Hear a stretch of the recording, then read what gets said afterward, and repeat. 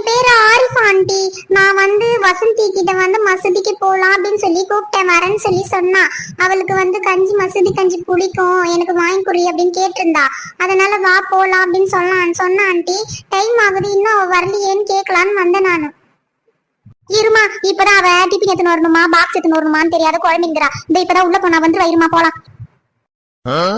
Coffee எதனா போட்டு எத்தனோட்டாமா, குடிக்கிறியா கொஞ்சம்? நான் நோம்புல இருக்கேன் ஆண்டி. சாயந்தரமா நோம்பு முடிச்சிட்டு தான் சாப்பிடுவேன்.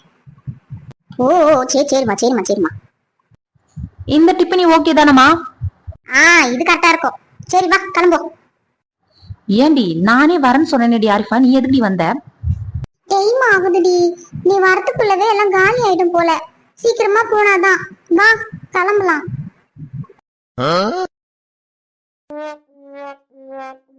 டிஃபன் எல்லாம் எடுத்துன்னு எங்க போறாங்க தெரியல இவங்க. எனக்கா தோசை மாவு அரைக்க போறீங்களா மிஷினுக்கு? இல்லம்மா, மசூதிக்கு போறமா, கஞ்சி வாங்கி வரலான்னு சொல்லிட்டு உங்ககிட்ட சொல்லலான்னு பார்த்தேன். சரி டைம் ஆகுது அப்படின்னு சொல்லிட்டு தான் மீனா நான் கிளம்பிட்டேன் மீனா.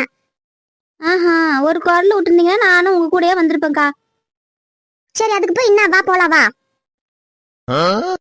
நீங்களே போயிட்டு வாங்கக்கா, எனக்கு கொஞ்சம் வேலை கிடக்குது. வாங்கின்னு வந்து வைங்க, வீட்டுல வேணா வந்து குடிக்கிறேன்.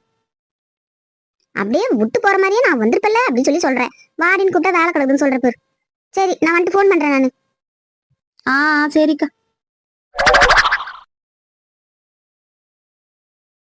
ஏமா ஆரிஃபா, எனக்கு ஒரு டவுட்டுமா. எப்படிமா நீங்க காலையில இருந்து சாயந்தரம் வரைக்கும் சாப்பிடாம இருக்க முடியுது? அது 30 நாளும் என்ன வைக்கிறீங்களா? எப்படிமா உங்களால முடியுது அந்த மாதிரி?